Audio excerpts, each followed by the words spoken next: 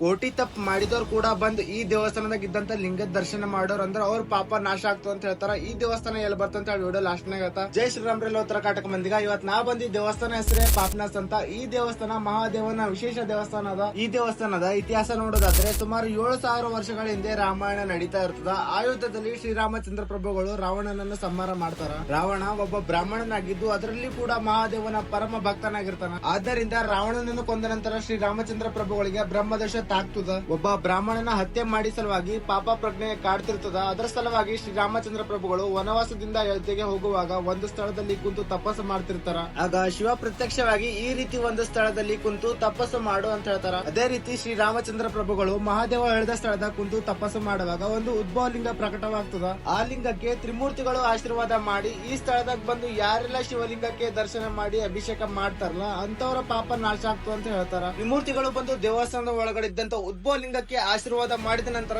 ಈ ಸ್ಥಳವು ಪಾಪನಾಶಿನಿ ಸ್ಥಳ ಎಂದು ಪ್ರಸಿದ್ಧವಾಗುತ್ತದೆ. ಅದೇ ರೀತಿ ದೇವಸ್ಥಾನದ ಮುಂದುಗಡೆ ಒಂದು ಬಾವಿ ನೋಡಕ್ ಸಿಗ್ತದ. ಆ ಬಾವಿ ಏನದ ವಿಶೇಷತೆ ಅಂದ್ರೆ ಶ್ರೀರಾಮಚಂದ್ರ ಪ್ರಭುಗಳು ಶಿವ ಪೂಜೆಗಾಗಿ ನೀರು ಸಿಗದಿದ್ದ ಕಾರಣ ನಮ್ಮ ಮಂತ್ರಗಳ ಶಕ್ತಿಯಿಂದ ಗಂಗೆಯನ್ನು ಧರಿಗಿಳಿಸಿರ ಅಂತ ಹೇಳ್ತಾರ. ಈ ದೇವಸ್ಥಾನ ಎಲ್ಲಿ ಬರ್ತಂದ್ರ ಬೀದರ್ ಜಿಲ್ಲೆದಾಗ ಈ ದೇವಸ್ಥಾನ ಬರ್ತದ. ಬೀದರ್ ಬಸ್ ಸ್ಟ್ಯಾಂಡ್ ನಿಂದ 1 ಕಿಲೋಮೀಟರ್ ದೂರದಾಗ ಈ ದೇವಸ್ಥಾನ ನಮಗೆ ನೋಡಕ್ ಸಿಗ್ತದ. ನಿಮ್ಗೇನ್ರ ವಿಡಿಯೋ ಇಷ್ಟ ಆಗಿತ್ತು ಅಂದ್ರೆ ಲೈಕ್ ಮಾಡ್ರಿ, ಶೇರ್ ಮಾಡ್ರಿ. ಮತ್ ಸಿಗರ್ ಮುಂದೆ ನೋಡಿದ ಜೈ ಶ್ರೀರಾಮ್, ವಂದೇ ಮಾತರಂ.